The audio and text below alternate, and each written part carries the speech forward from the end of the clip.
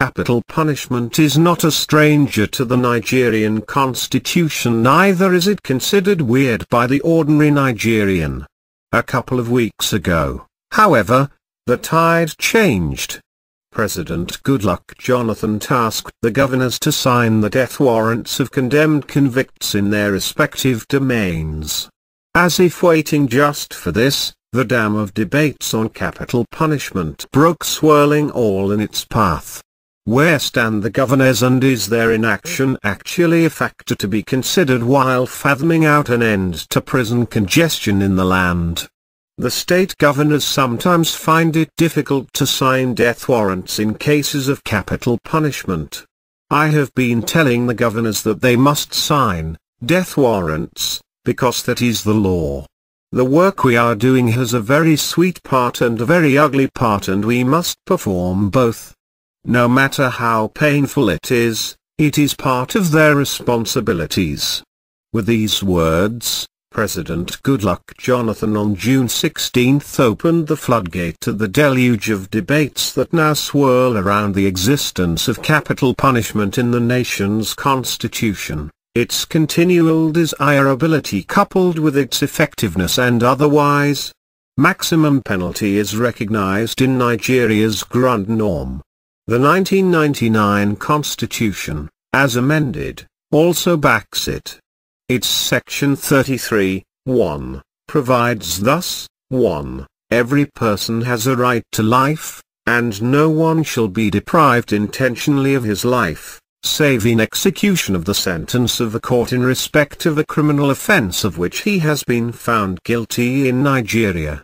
2. A person shall not be regarded as having been deprived of his life in contravention of this section, if he dies as a result of the use, to such extent and in such circumstances as are permitted by law, of such force as is reasonably necessary, a. for the defense of any person from unlawful violence or for the defense of property, b. in order to effect a lawful arrest or to prevent the escape of a person lawfully detained, or c. for the purpose of suppressing a riot, insurrection or mutiny. Popular awareness of Nigerians was first brought to capital punishment in the early 1970s when the then military government of General Yakubu Gowon promulgated a decree authorizing the public execution of people convicted of violent crimes, especially armed robbery, which was then gaining ground fast in a society hitherto alien to the vice of being violently dispossessed of one's possession. Among the celebrated instances of capital punishment and public execution were those of Ishola Onusi in 1973 and Babatunde Folorunsho. Both were notorious armed robbers in the early post-Civil War years of the country. Public execution became the norm then, and it was unusual to hear Nigerians discussing a trip to the Bar Beach, where most of the public executions by firing squad was taking place, as if going for a picnic. Then, it was a public show and the citizens viewed them with apparent glee. This also applied to convicted coup plotters. The public execution of 52 people following the botched coup d'état of 13 February, 1976, which claimed the lives of the head of state, General Murtala Ramat Mohammed, and some other senior members of his administration, including Kwara State Governor, Colonel Ibrahim Taiwo. Public sentiment, however, started changing against capital punishment shortly after that. It was alleged that some of the executed coup plotters were not guilty after all. The gradual and subtle aversion for this practice, however, came to an end in April 1985 with public execution of 3 convicted drug pushers by the General Muhammadu Buhari military regime, which sentenced to death Bernard Ajidbi, Bartholomew O and Luwilojilope. It was a sight many who watched the execution would not want to remember. A senior police officer on duty even reportedly slumped.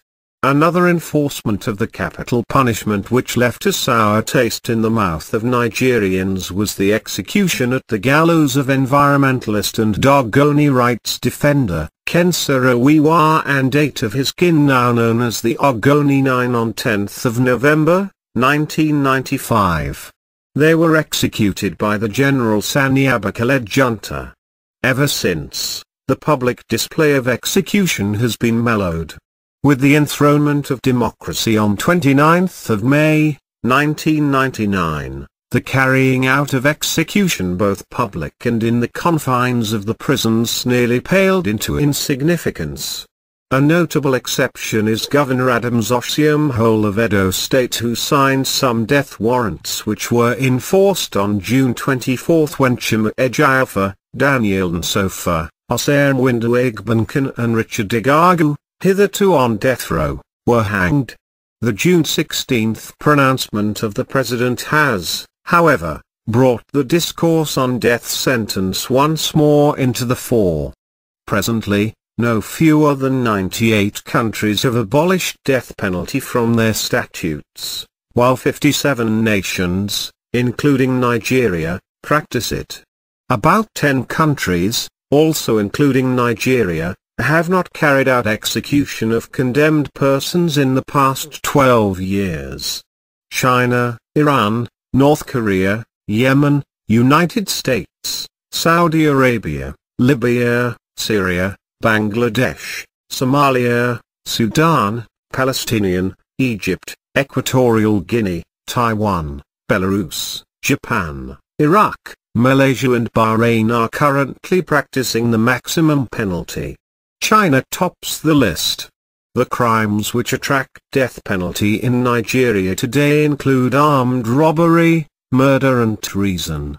Famous Nigerians who have been sentenced to death but still on the death row many months, even years after the court verdict, include Emeka Eziago, aka Reverend King, the Chief Security Officer, CSO, to the former head of state, late General Sani Abacha, Major Hamza al-Mustafa, and an aide in the chief MKO Abiola campaign organization, Lateef Shofalahan. It is believed that there are not less than 400 condemned inmates awaiting execution in various prisons in the land. The question now is the number high because of the state governor's refusal to sign death warrants of condemned criminals since the advent of democracy in 1999, as implied by the president,